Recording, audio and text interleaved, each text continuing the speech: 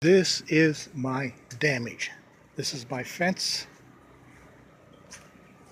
and more of my fence over here, plus screening.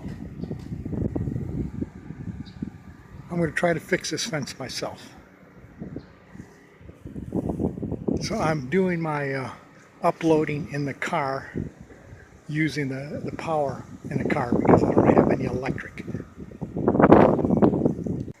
What you saw was what my fence looked like after Hurricane Irma. Well, this is what it looks like now.